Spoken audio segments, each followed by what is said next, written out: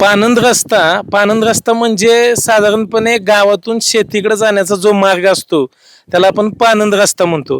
तर आता या गावचा पाणंद रस्ता आपण बघितला तर या रस्त्यासाठी इथल्या गावच्या लोकांनी कुठल्या प्रकारचं योगदान दिलेलं आहे ते आपण जाणून घेऊया. सर, आपलं नाव? नमस्कार, मी उज्ज्वल पवार.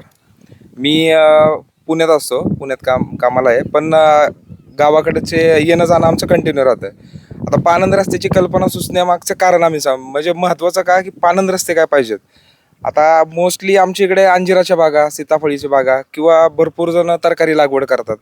आता तुम्ही जो पाणंद रस्ता जो बघताय त्याच्यामध्ये व्हायचं असं की थोडा जरी पाऊस पडला चारी बाजूने चिखल होणार आणि गुडघ्या एवढा चिखल पाणी त्याच्यात, आणि पाण्यातून वाट काढत काढत शेतकरी त्याचा माल जो काही आहे तो घरापर्यंत घेऊन जायचं, खूप कसरत. मग आता अंजीर हा असा फळ आहे की ते थोडं जरी काय झालं की नुकसान आहे त्याचं, त्यामुळे नाशवंत फळ आहे.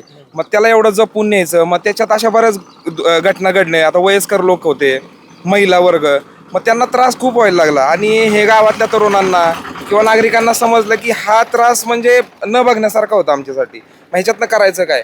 मग प्रत्येकाने काही ना काहीतरी R&D केला, स्टडी केला, आणि पाणंद रस्ताची एक कल्पना सुचली की पाणंद रस्ता आपण करू शकतो. आता बऱ्याच ठिकाणी आपण बघतो मुरुम टाकून किंवा खडी टाकून पाणंद रस्ते करायचे. आता करायचा रस्ता तर चांगलाच करायचा, मग त्याच्यातनं काय करू शकतो? मग आम्ही ठरवलं की सिमेंट कॉन्क्रीटचा रोड करायचा.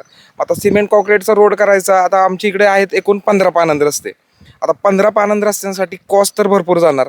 आता पहिला जो आम्ही रस्ता घेतला तो 2 किलोमीटरचा रस्ता घेतला, त्याची जी विड्थ आहे ती 12 फुटी आहे. तर मग त्याच्यासाठी कॉस्ट तर भरपूर होती. आता करायचं काय? मुलांनी असतील किंवा नागरिकांनी असतील कॉन्टॅक्ट असे केले की CSR फंड मिळतोय का आपल्याला, कुठून. मग रिलायन्स फाउंडेशन, जे मुकेशभाई अंबानी आहे, त्यांच्या थ्रू आम्हाला एक फंड अवेलेबल झाला. आता तो फंड अवेलेबल झाला, पण सिमेंट पण आम्हाला तेवढं हे होतं, त्या कॉस्टमध्ये फंडात ते बसत नव्हतं, तेवढ्या फंडमध्ये येत नव्हतं. मग सिमेंटचं काय करायचं?